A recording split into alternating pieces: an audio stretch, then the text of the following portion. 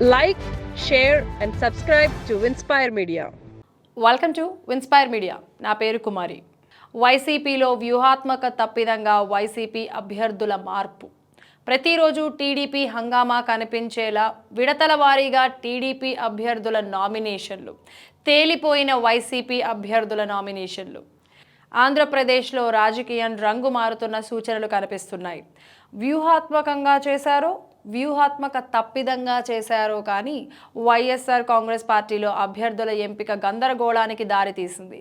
ఇది ప్రచారంలో కనిపిస్తోంది. ముఖ్యంగా నామినేషన్లు ప్రారంభమయ్యేటప్పటి నుంచి టీడీపీ వ్యూహాత్మకంగా వ్యవహరించింది.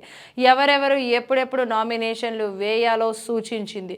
7 రోజుల పాటు భారీ ర్యాలీలు కనిపించేలా ప్లాన్ చేసుకున్నారు. ఆ ప్రకారం ముందుకెళ్లారు. కానీ వైసీపీలో భారీ ర్యాలీలు నిర్వహించడానికి అభ్యర్థులు ఆసక్తి చూపించలేదు. కొన్ని చోట్ల జనాన్ని సమీకరించినప్పటికీ ఇతర పార్టీల ముందు తేలిపోయాయి. వైసీపీలో ఈ నిర్లక్ష్యానికి కారణం ఏంటో తెలుసుకునే ముందు ఇన్స్పైర్ మీడియాను సబ్స్క్రైబ్ చేయండి, లైక్ చేయండి, షేర్ చేయండి.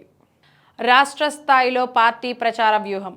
బస్సు యాత్ర ద్వారా ప్రచారం చేసిన వైసీపీ అధినేత.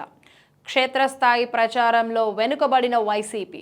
ఖర్చు విషయంలో నింపాదిగా ఉంటున్న వైసీపీ అభ్యర్థులు. ఎలా చేయాలో చెబుతున్న ఐపాక్ కానీ చేయలేకపోతున్న అభ్యర్థులు. కానీ రాష్ట్ర స్థాయిలో పార్టీ ప్రచారం మాత్రం జోరుగా సాగుతోంది అనుకోవచ్చు. వైసీపీ చీఫ్ జగన్మోహన్ రెడ్డి చేస్తున్న బస్సు యాత్ర వార్తల్లో ఉంటుంది. రోజంతా ఆయన వివిధ వర్గాల్ని కలుస్తూ బహిరంగ సభల్లో ప్రసంగించడం ద్వారా పార్టీ లైవ్లో భావన కలిగిస్తోంది. మీడియా, సోషల్ మీడియాల్లో హైలైట్ అవుతూ అదే ప్రచారం అన్నట్టుగా హంగామా చేస్తున్నారు. మెజారిటీ నియోజకవర్గాల్లో అభ్యర్థులు ఇంకా పుంజుకోలేదు. ప్రచారం వెనుకబడ్డారు. ఇంకా చెప్పాలంటే ఖర్చు చేయడానికి కింద మీద పడుతున్నారు. వైసీపీ అధినేత జగన్ పలు స్థానాల్లో అభ్యర్థుల్ని మార్చడంతో పాటు బదిలీలు చేపట్టారు. ఇలా మార్చిన వారు కొత్త నియోజకవర్గాల్లో కుదురుకోలేకపోతున్నారు. వారికి స్థానిక నేతల నుంచి మద్దతు లభించడం లేదు. అందరినీ సమన్వయం చేసుకోలేకపోతున్నారు. వారు ఊహించనంత మొత్తం ఆర్థిక సాయం డిమాండ్ చేస్తున్నారు. ఇక కొత్త అభ్యర్థుల్ని ఎంపిక చేసిన చోట వారికి సరైన సహకారం అందడం లేదు. ఐపాక్ బృందం ఉన్నా వారు ఎలా చేయాలో చెబుతారు కానీ దాన్ని ఆచరణలో పెట్టేందుకు వారి వద్ద సరుకేమీ ఉండదు. ప్రత్యర్థులపై పుకార్లతో రాజకీయం చేస్తున్న వైసీపీ. మీడియా, సోషల్ మీడియాల్లో ప్రచారం. రకరకాల డీప్ ఫేక్ వీడియోలతో ప్రచారం. కానీ ప్రజలు నమ్ముతారా? ఇలాంటి రాజకీయంలో ప్రత్యర్థులపై పుకార్లు పుట్టించడం ద్వారా రాజకీయం చేయాలనుకుంటున్నారు.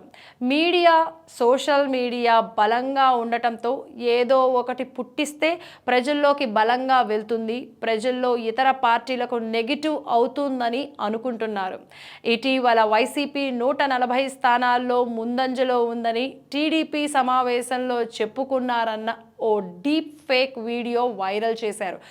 కానీ దానివల్ల ప్లస్ అయిందా, మైనస్ అయిందా అన్నది వైసీపీ నేతలే తేల్చుకోలేకపోతున్నారు. ఏదో ఒక పుకారు పుట్టించడం, తమకున్న బలమైన ఆర్థిక వనరులు, నెట్వర్క్తో వ్యాపించేందుకు ప్రయత్నిస్తోంది. కానీ జనం నమ్ముతారా అంటే చెప్పడం కష్టం. గతంలో ప్రజల్లో ఉండి గెలిచిన జగన్ సీఎం అయిన తరువాత ప్రజలకు దూరం, బలహీనంగా ఎమ్మెల్యేలు. పూర్తిగా దారి తప్పినట్లే వైసీపీ ప్రచారం. గతంలో ప్రతిపక్షంలో ఉన్నప్పుడు జగన్మోహన్ రెడ్డి చేసిన ప్రయత్నాలు, పాదయాత్రతో ప్రజల్లో వచ్చిన సానుభూతితో సునామీలా గెలిచారు. ఇప్పుడు అధికార పార్టీ హోదాతో ఎన్నికలకు వెళ్తున్నారు. గాలిలో గెలిచిన ఎమ్మెల్యేలు 5 ఏళ్లలో బలం పుంజుకోలేకపోయారు.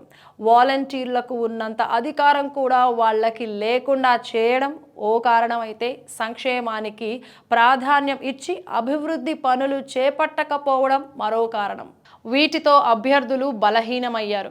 ఏం చేశారో చెప్పలేకపోతున్నారు. ఇలాంటి సమస్యల్ని అభ్యర్థులు టీడీపీ మీద నెగిటివ్ ప్రచారంతో కవర్ చేసుకునేందుకు ప్రయత్నిస్తున్నారు. కానీ ప్రతిసారి ఇది కలిసి రావడం కష్టమేనంటున్నారు. ముఖ్యంగా అధికార పార్టీకి. ఎందుకంటే ఈ పాలన ఉండాలా వద్దా అన్న ఎజెండాతోనే పోలింగ్ జరుగుతుంది.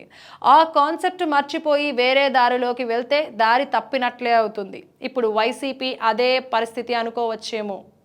వైసీపీ తన ప్రచారాన్ని గాడిలో పెట్టాలి అంటే ఏం చేయాలో మీ అభిప్రాయాన్ని కమెంట్స్ రూపంలో తెలియజేయండి. Thanks for watching Vinspire media. Like, share, and subscribe to Winspire Media.